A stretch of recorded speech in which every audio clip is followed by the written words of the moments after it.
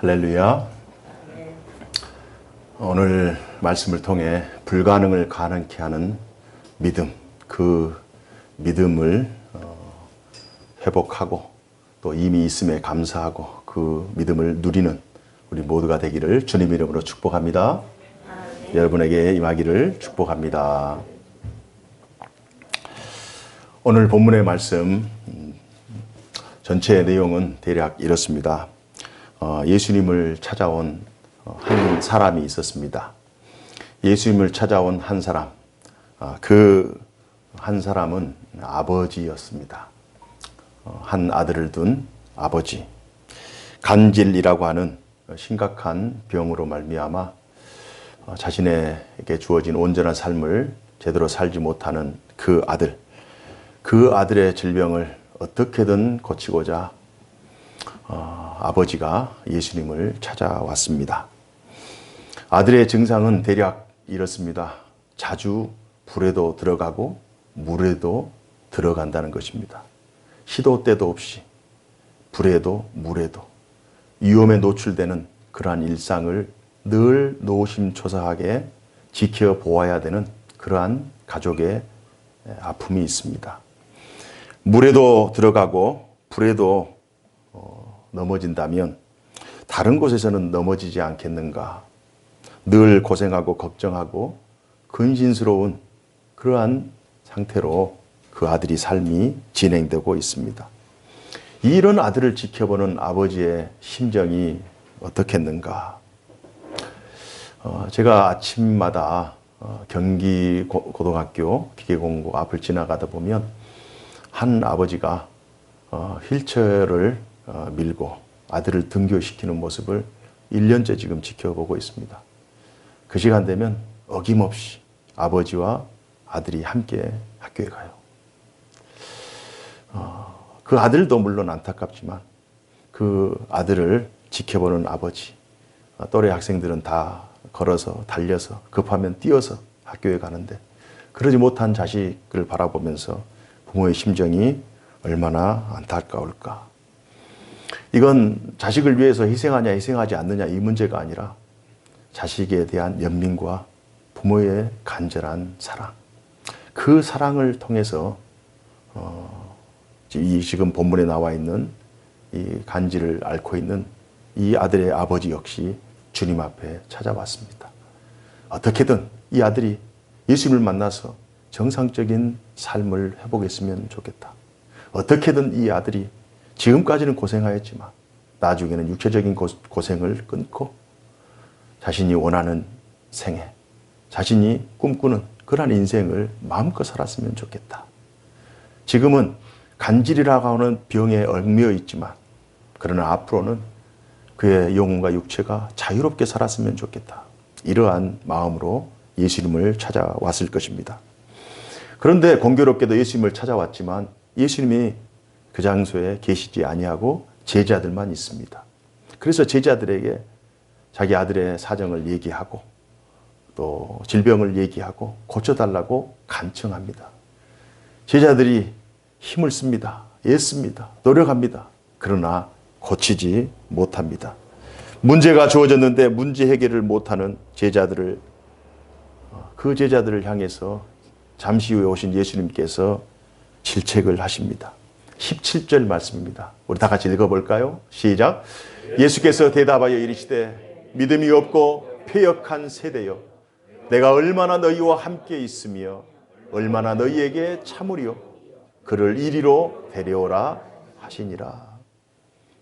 믿음이 없고 패역한 세대여, 내가 얼마나 너희와 함께 있으며 얼마나 너희에게 참으리요.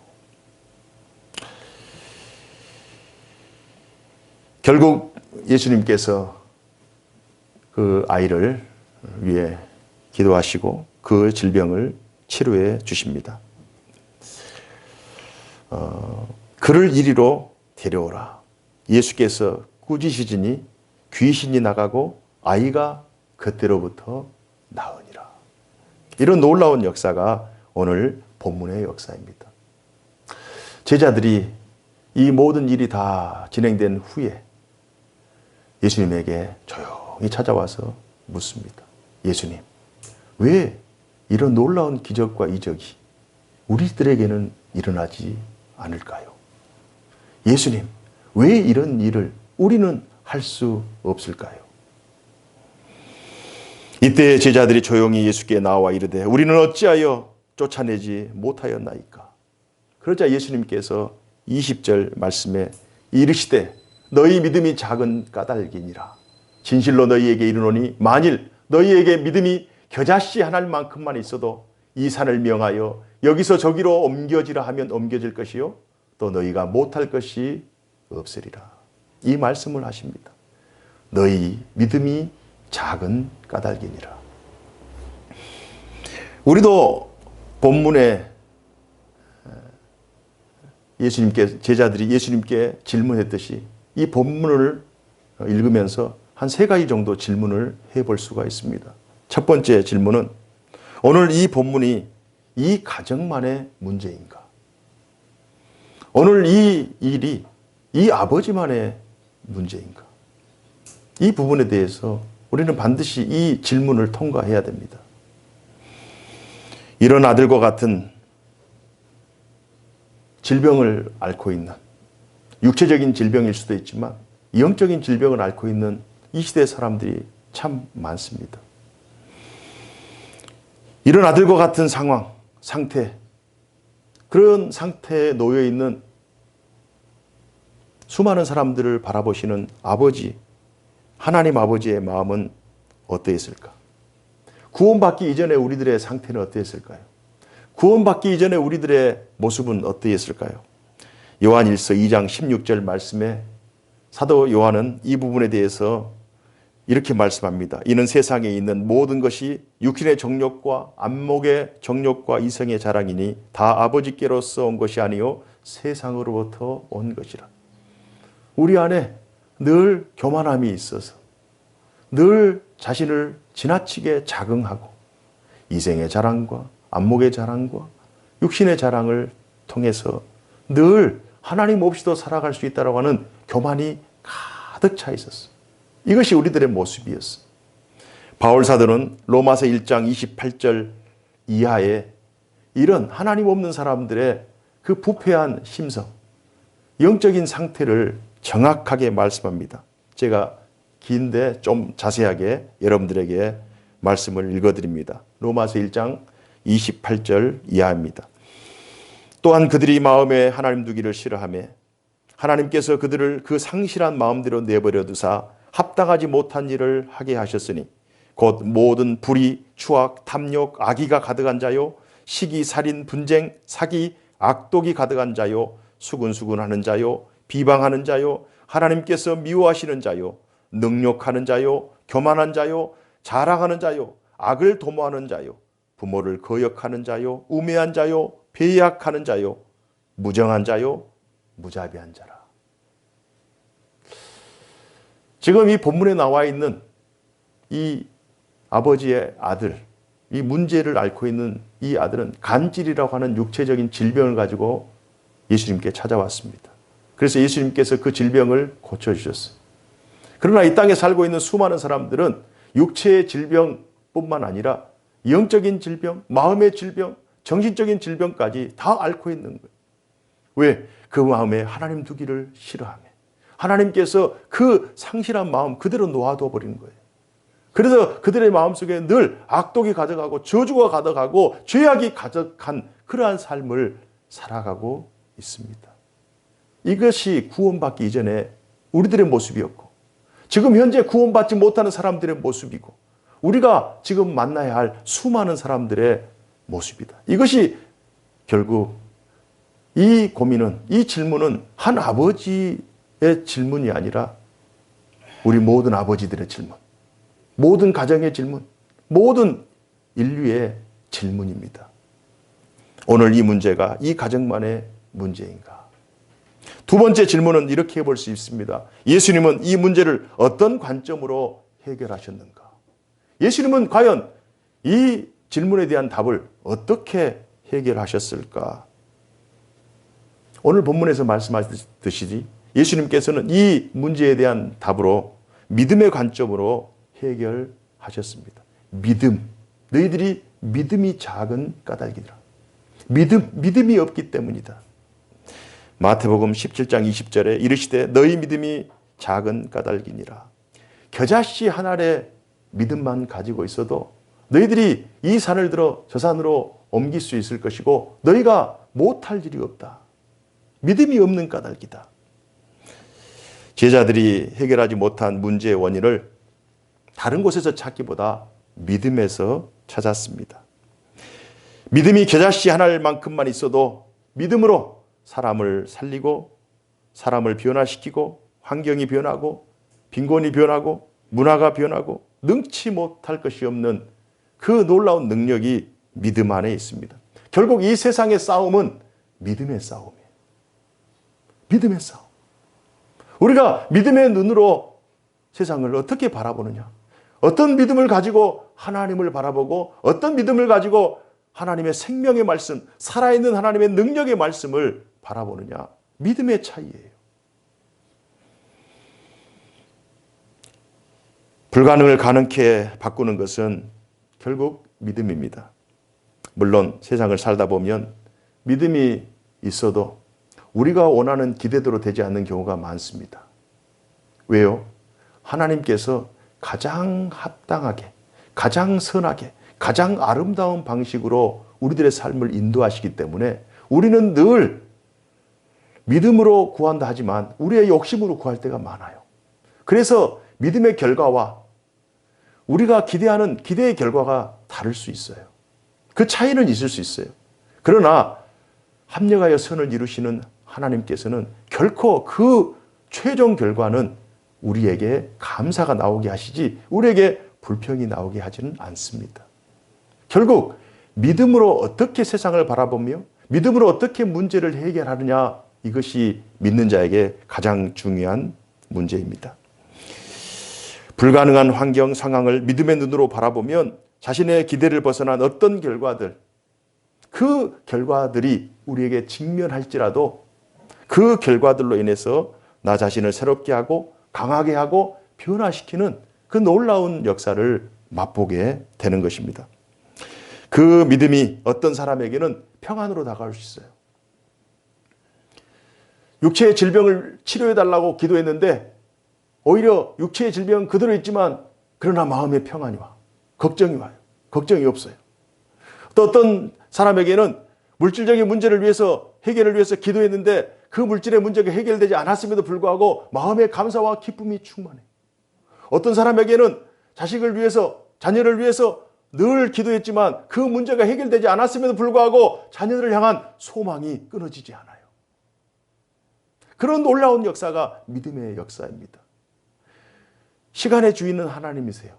우리가 믿음대로 구하고 기도하면 우리가 원하는 시간대, 우리가 원하는 방향으로 그 결과가 이루어지지 않는다 할지라도 하나님이 원하시는 때, 하나님의 방식으로 우리에게 합력하여 선을 이루실 줄로 믿습니다. 이것을 바라보는 것이 믿음의 눈이고 이 능력을 신뢰하는 것이 믿음의 사람인 줄로 믿습니다. 제가 이 말씀을 준비하면서 한 사람의 인생을 한번 살펴보았습니다. 실제 인물입니다. 지금 현 강남대학교 재활의학과 교수이신 김기현 교수님에 관한 내용입니다. 여자분인데요. 공부를 열심히 해서 연세대학교에 합격을 했어요. 아주 우수한 성적으로 합격했습니다. 그래서 아마 장래 희망이 외교관이었던 것 같아요. 그런데 갑자기 좀 턱에 부정교합이 있어서 수술을 하게 되었는데 그 수술이 잘못되어져서 전신마비, 시각장애 두 가지의 엄청난 질병을 앓게 됩니다. 그래서 자살을 할까 이렇게 결단도 하고 또 정말 열심히 한 9개월 재활해서 걷기는 걷고 활동을 하지만 눈은 회복되지 않아요. 그래서 몇 번 자신의 삶을 포기할까 생각을 했습니다. 그러나 그 학교가 연세대학교잖아요. 채플 시간 또 강의 시간에 한 교수님이 고린도후서 5장 17절 말씀을 해주시는 거예요. 고린도후서 5장 17절 말씀. 그런즉 누구든지 그리스도 안에 있으면 새로운 피조물이라. 이전 것은 지나갔으니 보라 새 것이 되었도다. 이 말씀을 듣는 강의를 듣고 있는데 그 말씀이 자기의 가슴을 치는 거예요. 그래서 수업이 끝나고 그 선생님에게 찾아갔어요. 교수님, 아까 말씀하신 고린도후서 그 말씀이 어떤 내용일까요? 그리스도 안에 있으면 저도 새로운 인생을 살아갈 수 있을까요? 그리스도 안에 있으면 저도 새로운 인생을 시작할 수 있을까요? 간절히 질문합니다. 그렇습니다. 그리스도 안에 있으면 새로운 인생을 살아갈 수 있습니다. 그리스도 안에 있으면, 그러면 그리스도 안에 있으면 얻게 되는 것이 무엇일까요? 제 눈이 나아질 수 있을까요? 그리스도 안에 있으면 평안이 있습니다. 그래서 지금도 시력은 돌아오지 않았습니다. 그러나 지금까지 김기영 교수가 CBS에서 또 간증하면서 또 살면서 재활학과 강의하면서 늘 하는 것이 자기는 전에는 불편했는데 지금은 시각 때문에 불편하지 않다는 거예요. 눈을 잃고 하나님을 찾았고 시각을 잃고 영적인 눈을 회복했다는 거예요. 그리고 그 마음속에 늘 평안이 있다는 거예요. 그래서 믿음의 눈으로 또 믿음을 가지고 하나님을 바라보고 믿음을 가지고 자신의 문제를 직시했더니 그 문제가 직접 해결되지는 않지만 그의 마음속에 평안이 있고 어떤 사람에게는 담대함으로 초대교회 박해 당시 수많은 그리스도인들이 로마 압제하에서 박해를 당합니다. 사형을 당합니다. 동물의 먹잇감이 됩니다. 콜로세움이라고 하는 곳에서 정말 피비린내 나는 그러한 순교를 당합니다. 그때 자신을 죽이려고 하는 그 문제가 자기 앞에 다가오지만 어떤 사람에게는 그 문제가 해결되지 않습니다. 순교 당합니다. 그러나 그 문제를 직면할 때 그 마음속에 믿음이 있기 때문에 담대함이 생기는 거예요. 어떤 사람에게는 확신으로, 어떤 사람에게는 소망으로, 어떤 사람에게는 희망으로, 어떤 사람에게는 인내로 믿음의 결과가 주어지는 것입니다. 그래서 예수님께서 이 문제를 어떤 관점으로 해결할 것인가? 믿음의 관점으로 해결하라는 것입니다. 믿음으로 또 믿음의 관점으로 문제를 바라보면 상황과 환경이 완전히 달리 보이기 때문입니다. 믿음의 관점으로 바라보면 절망스러운 환경이 희망의 환경으로 바뀌어요. 절망스러운 우리 아들이 희망스러운 아들로 바뀌어버려요. 절망스러운 우리의 가정이, 우리의 사업이, 우리의 직장이, 우리의 일이 완전히 새롭게 바뀌어버리는 놀라운 역사가 일어나는 줄로 믿습니다. 이런 역사가 믿음의 역사예요. 그러면 세 번째 질문을 우리가 할 수 있습니다. 우리는 이 말씀을 어떻게 실천할까? 우리는 어떻게 이 말씀을 우리의 삶 속에 적용하며 이 말씀을 우리에게 주신, 그때 그들에게 주신 말씀이 아니라 우리에게 주신 하나님의 말씀으로 오늘, 당장 오늘, 내일, 이번 주 어떻게 실천할 것인가? 본문의 아버지는 자신의 아들의 문제를 가지고 제자들에게 찾아갔어요. 그러나 제자들이 그 문제를 해결하지 못합니다. 그러자 예수님이 오셨어요. 예수를 만났어요. 그래서 예수님께서 그 문제를 해결해 주셨어요. 그런데 예수님께서 어떤 말씀을 하시냐면 너희들이 믿음이 있으면, 겨자씨만한 믿음이 있으면 충분히 할 수 있는 일이라는 거예요. 겨자씨만한 믿음을 가지고 행하면 충분히 해결될 수 있는 일이라는 거예요. 겨자씨만한 믿음이 있으면 이 산을 들어 명하여 여기서 저기로 옮겨지라 하면 옮겨질 것이요 너희가 못할 것이 없다. 이 말씀을 하시는 거예요. 만약 예수님 오시기 전에 제자들에게 겨자씨만한 믿음이 있었다면 아마 그 문제를 치료했을 거예요. 그러나 그 믿음이 없었던 거예요. 그러나 그 이후에 제자들은 어떻습니까? 예수님께서 십자가에 달려 돌아가시고 부활하시고 승천하시고 또 그 후에 오순절 마가의 다락방에서 성령이 임하자 이제 믿음이 생긴 거예요. 강력한 십자가와 부활이라고 하는 그 강력한 믿음이 생겼어요.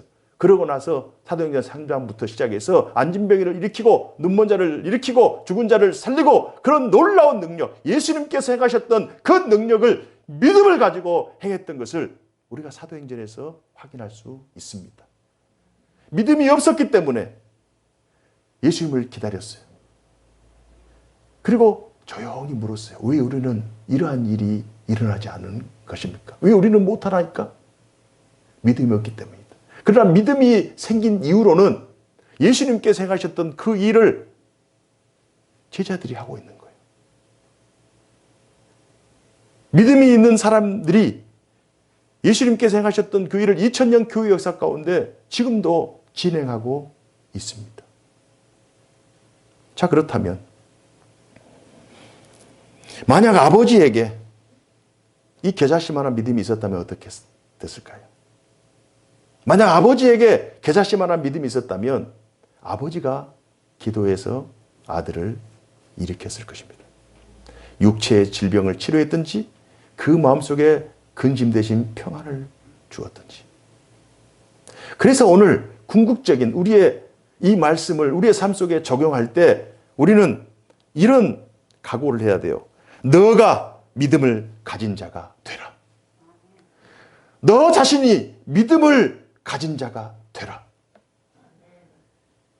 제자들에게 이 말씀이 적용된다면, 제자들이 믿음을 가진 자가 되었다면 제자들이 이 아들을 고쳤을 거예요. 아버지가 믿음을 가진 자가 되었다면 아버지가 이 문제를 해결했을 것입니다. 너가 믿음을 가진 자가 되라. 제자들은 나중에 믿음을 가진 자가 되어서 이보다 더 큰 문제도 다 해결합니다. 우리도 마찬가지예요. 우리들 각자 믿음을 가진 자로서 우리들에게 주어진 인생의 많은 문제들을 믿음의 관점으로 해결할 수 있습니다. 이미 우리는 믿음을 가진 자이기 때문에, 믿음을 가진 자이기 때문에 문제 중심의 시각에서 믿음 중심의 시각으로 바꿔야 돼요. 그래서 저는 오늘 말씀을 통해서 우리들의 마음이 새로워지고, 우리들의 마음이 먼저 믿음의 마음으로 새로워지고, 우리들이 바라보는, 우리가 직면하고 있는 모든 문제, 환경, 문제 상황들을 믿음의 눈으로 바라보면 그때부터 하나님의 선한 역사가 나타날 줄로 믿습니다. 이 사실을 믿고 한 주 동안도 오늘 이 말씀을 인하여 우리의 삶의 믿음의 역사, 믿음의 놀라운 구속의 은총이 여러분의 삶 가운데, 여러분의 가정 가운데, 여러분의 일생 가운데 일어나기를 주님의 이름으로 축원합니다. 기도하겠습니다. 사시고 역사하신 하나님 아버지 감사합니다. 오늘도 저희들에게 참 귀한 말씀, 믿음의 말씀, 은혜의 말씀, 생명의 말씀, 우리를 살리는 말씀을 허락해 주시니 감사합니다.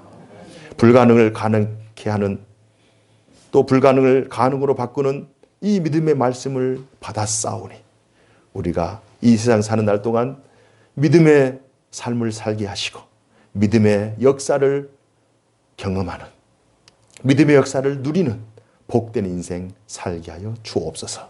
우리의 가정 가운데 이 말씀이 적실하게 나타나게 하시고 우리의 삶 속에, 우리의 자녀들 가운데, 또 우리의 인생 가운데 이 말씀이 능력으로 역사하게 하여 주옵소서.